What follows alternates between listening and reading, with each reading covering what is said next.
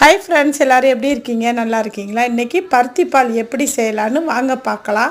100 gram பருத்தி விதை எடுத்து நைட்லேயே நல்லா கழுவிட்டு ஊற வச்சுருங்க.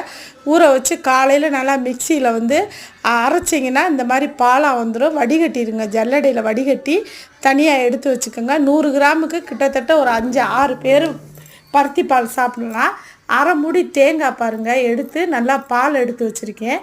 இதுவும் அதோடு சேர்த்து காய்ச்சறதுக்காகத்தே தேங்காய் போட்டால் நல்லாயிருக்கும் தேங்காய் பால். அது எவ்வளோ 1/4 கிலோ வெல்லம் எடுத்துக்கோங்க. 100 பருத்தி விதை, அரை மூடி தேங்காய், 1/4 கிலோ வெல்லம் எடுத்துக்கோங்க.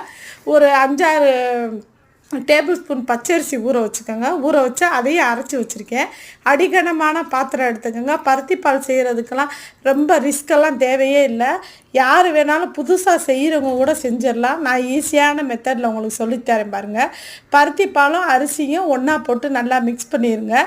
அந்த பச்சை வாடை போகிற அளவுக்கு நல்லா கொதிக்கணும்.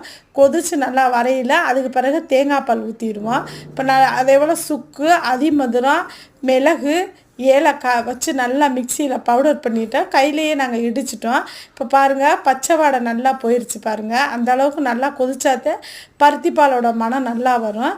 இப்போ பாருங்கள், வெள்ளைப்பாலையே அதிலேயே ஊற்றிடுவோம். ஊற்றி நல்லா கொதிக்கட்டும். சூப்பராக இருக்கும். நீங்கள் இந்த பருத்தி பால் சாப்பிட்டு பாருங்கள். நெஞ்சு சளி மற்றபடிக்கு நமக்கு எல்லாத்துக்குமே நல்லது. எனக்கு எதுக்குன்னு சொல்ல தெரியல, ஆனால் மேக்சிமம் எல்லாத்துக்குமே நம்ம உடம்புக்கு நல்லது. ஹார்ட் அட்டாக் வராதுன்னு சொல்கிறாங்க இது சாப்பிட்டா. எனக்கு தெரியலை, எங்கள் தம்பி சொல்ல கண்டுதே எனக்கு இந்த வார்த்தை தெரியும். இப்போ தேங்காய் பால் இதுலேயே ஊற்றிக்கிடுவோம். ஊற்றி நல்லா அந்த இடித்து வச்சதை அந்த சக்கையாக இருக்கிறத எடுத்துட்டு அதுக்கு பிறகு இதையும் போட்டுருங்க. அப்போனா தான் அந்த பருத்தி பாலோட மனம் வரும். சூப்பராக இருக்கும் பாருங்கள். போட்டாச்சு. அதையும் போட்டு நல்லா கொதிக்கவும். அதுக்கு பிறகு லைட்டாக பச்சை கற்பூரம் போடுறதுனா போடுங்க, தேவையில்லைன்னா விட்டுருங்க. நான் லைட்டாக பச்சை கற்பூரம் லேசாக போட்டிருக்கேன். ஒரு சிட்டிகை கூட கிடையாது, அதை காட்டிலும் கம்மியாகவே போட்டிருக்கேன்.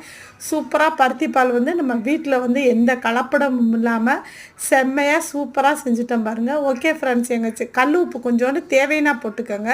நாங்கள் கொஞ்சோண்டு போட்டோம். ஓகே ஃப்ரெண்ட்ஸ், எங்கள் சேனல் பிடிச்சிருந்தா சப்ஸ்கிரைப் பண்ணுங்கள், லைக் பண்ணுங்கள், பெல் ஐக்கானை கிளிக் பண்ணுங்கள், கமெண்ட் பாக்ஸில் கமெண்ட் பண்ணுங்கள். பருத்தி பால் செஞ்சுட்டு தேங்காய் மிக்சியில் அடித்து வச்சுருக்கேன் பாருங்கள். சும்மா டேஸ்ட்டுக்காக மேலாப்பில் போட்டுக்கிறோம்.